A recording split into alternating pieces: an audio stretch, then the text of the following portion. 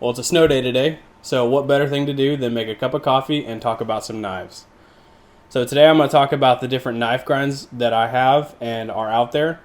I'm going to share what I know about it, and maybe it can help you out so that whenever you're looking to purchase a knife, or if you're looking at a particular knife grind or to do a certain task, this might help you out.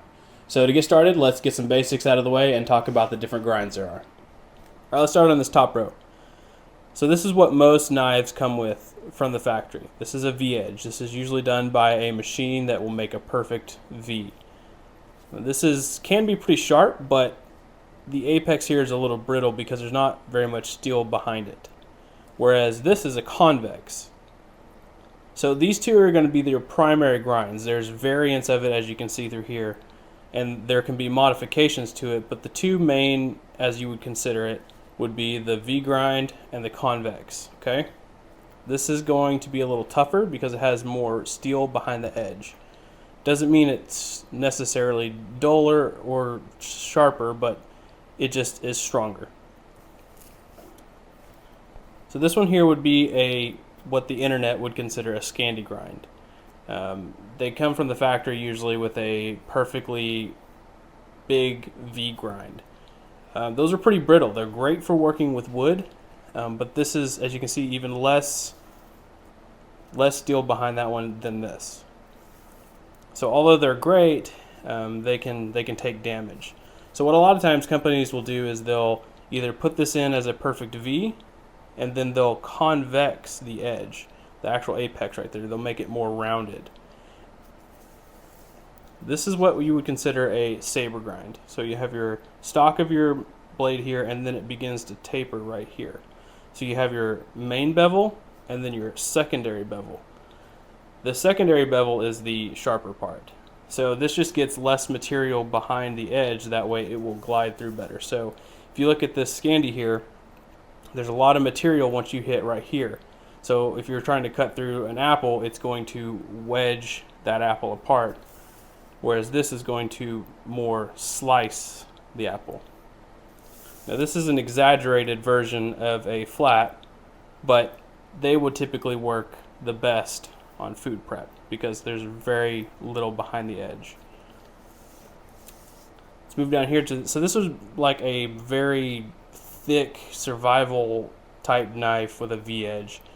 You could see how almost blunt the edge is because it's so steep. They're trying to make it tough, and by doing that you lose a lot of the sharpness of the knife. There's just so much material behind it that even when it does cut, it just has a hard time. It's just geometry. This is a hollow grind. There's not a whole lot of knives that come with those nowadays, but that was a very popular thing. It's really popular on hunting knives because, as you can see, compared to this saber up here, there's very little material behind the edge. So it's a hollow grind because it's very hollow here. So it's the reverse of the convex. So convex comes out, hollow is going in. So it's more of a concave. Then there's your secondary bevel. So your primary bevel, secondary bevel. Lastly, this is a chisel grind. So you'll see this mostly on chisels or some Japanese chef knives. Of course, they actually hollow out this area right here, so that way stuff won't stick to the side of the blade as it cuts through. And of course, it would be much steeper than that. But that's the kind of basics as far as I know. Let's take a real world example of these different types of knives. All right, let's start with the scandis. So this is an LT Wright Genesis in A2 tool steel. This is what I was referring to earlier when I was talking about a slight modification. So you have a V and then a convex on the edge. So a lot of material behind the edge. You have flat and then a convex. And they do that because it helps provide strength to that edge. Helps it last longer, keeps it from chipping and rolling, that type of thing. The next one is a Bark River Forest Scandi in CPM 3V. So a little bit different from this one because it's not a flat and then a convex, it's a full convex. So this has a lot more material even than the the LT right. And the difference there is the LT is going to be like this, and so material is going to come in contact and it's going to try to ride that flat all the way up. Whereas the Bark River, because it's a continual convex, the material is going to hit and immediately begin to deflect. So if you're trying to like split wood, or if you're trying to take huge chunks, it's going to absolutely bust stuff apart. So these things are really good for wood processing. Whether you're making feather sticks, notches, triggers, traps, whatever it is, anything wood related, these do really well. And they hold an edge for quite a while as well, because they do have that convexing at the apex. So if you're into bushcrafting, if you're into getting fire started, that type of thing, these are going to do really well at that.